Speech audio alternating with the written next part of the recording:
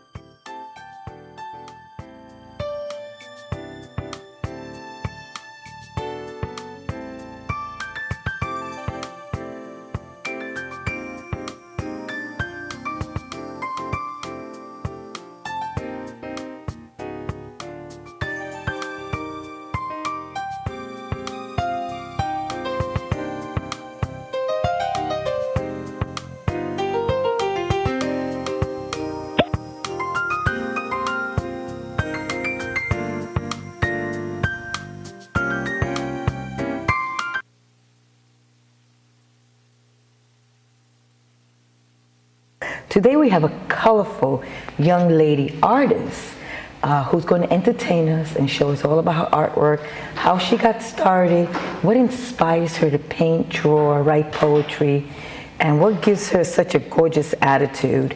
Please let's welcome Justine Iafrate. How are you, Justine? I'm good. I want to thank you very much for taking the time to be here with the audience and share your artwork. How do you feel right now? Excited, mixed emotions. Oh, that's good. Now I want to tell you, what do you know about art?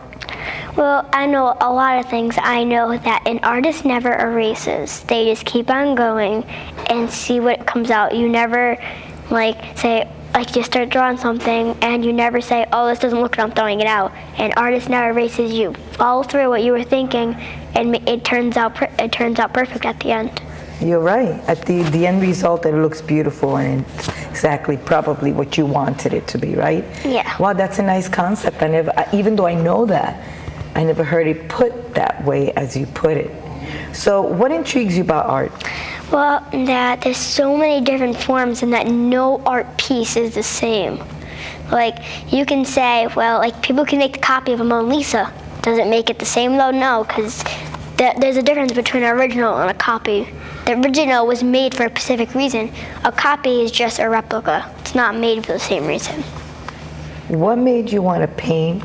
What made you want to draw or paint? What intrigues you about art? What intrigues me about art? Well, I like that there's so many different ways to do it and you can help express yourself in it, and it's just a good way to pass time and clear your head. You don't need to use words to say everything. You can just use your artwork. How old are you? I am 11 years old. 11 years old. Imagine that, 11 years old. So you're 11 now. Yes. And you're saying all of this about art. You seem so well inspired. Tell us, how long have you been painting? I've been painting for ever since I was 3, I believe, or You can remember that you've been painting since the age of 3. Wow. I've been painting for a very, very long time. Okay, so right now the audience is looking at a few of your art pieces. You want to tell us about the yellow one up above? The yellow one, I painted that in 3rd grade. I like kind of like abstract art a lot, because even if you mess up, no one can tell, because it's just it's abstract, it's mixed, it's very, very nice. And the reason I made this piece is I was trying out a bunch of different art styles, and what I would do is there's a certain kind of brush called a fanning brush, and it's wide, kind of like a broom, and I made the painting with that brush and a deer hoof brush. It's kind of makes the prints, and I think that painting is very, very nice. And the way I look at it is, it can be anything you want. It doesn't have to be one certain thing. It can be anything. It can be more than one thing. It doesn't have to be a specific thing. It can be anything. I like the colors. Did you pick the colors, or did you plan on using those colors, or it's just something that the colors just happen to fall on their place randomly?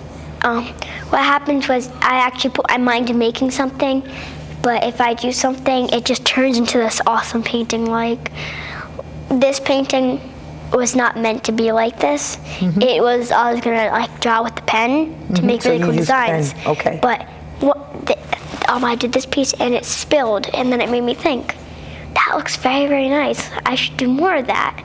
And that's what created this painting. It looks like it was splattered. Is it? It looks like watercolor, but it's not. No, it's acrylic ink, and it is not splattered. It is not painted. It was never touched. It was never touched. No. So how did you Okay, so it was never touched with your hands. No. So how did you create the piece? Well, the way I created it was I had it on a flat surface, and I put little dots. I put a certain amount of ink, like this is one thing, and I blew on it, and I traveled it across the paper. I blew on it. Like this piece. I love this right here. This piece is solo, but see that black piece in the corner? Here, yes. That travels all the way back down to here. Wow. This pink piece goes all the way to that side. It travels across the paper. It's making its way kind of like a highway.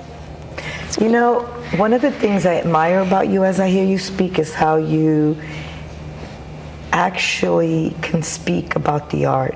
How you can, let the audience read it through your words, through what you're saying. I like this very much. And what color paper is this? That is watercolor paper. Watercolor paper. And it's mounted on foam. Yes. And what kind of paint did you use for the first one? By the way, what is the name of that paint? That I do That not. That painting. name, it's called Mystery, because it can be anything you like. It is on canvas, and those are acrylic paints. That's acrylic? Acrylic, okay. Very beautiful. It almost looks like if you used palette, but you say you did not. Very, very nice. And I love this one. Now tell us about, well, there's another piece here that I don't want to forget and leave out. I love the shade of blue on this one. That painting is my favorite one, like, Which so way? far. Is it this way? It is that way. No. This way? Yes. Okay. Sorry. Okay, for the audience to see. Okay. So, tell us about it. This painting is called Light Wave. It is actually a picture of the beach. It is kind of abstract because I do that a lot. The bottom of it's kind of like the ocean, the sand, but if you really look at the big blue part, it looks like a sun. The yellow is the sun setting in the sky, and you know how when a sun sets, It goes down. it goes down, but you can still see some color left in the sky. It is a sun setting, and that's the beach. Talking about being visual and observant. I like that. So this one is called Light Wave. Light Wave. And this is on this acrylic as well? Acrylic and is on canvas. On canvas. Now, do you have a website if people want to view your artwork? Yes, I do. Okay, you want to let the audience know about your website? You can let the audience know? My website, I don't just sell paintings, I sell other things too. Actually, right now I don't have any paintings up. I have other work. I do recycle artwork. So what I do is I take keys, like recycled keys and bottle caps, and I'll spray paint them. I'll turn them into jewelry. Like, here's a bottle cap necklace I made. I spray painted each one. It took me a long time to do it. I sanded each bottle cap key. Very pretty. Look at this. I sanded each bottle cap key, primed it, and then painted it with 2 layers. And I still have extra bottle caps, so I painted about probably 20 bottle caps, and it took a very, very hard work. Wow. Now, when you make these, do you give them as gifts to people? Well, I like to call it the Green Act, Green Act. I like to call it Green Act because it's like, you know how what people say, if you reduce, reuse, and recycle, you're kind of making the world more green. So Right. I like, well, the name of the business is Keys of Hope. Keys of Hope. Yes. Tell me about Keys of Hope. Why Keys of Hope? Well, Keys of Hope is because we are in Rhode Island. Well, our motto is actually hope, so Keys of Hope. And I came up with that one by myself. Good for you. Team Justine. Keys of Hope. So what are you wearing around your neck now? Is that a key of hope? Yes. I have actually kind of have a color code of them. So each key means something. And this key, I know that the teal means fortune, the light green means earth,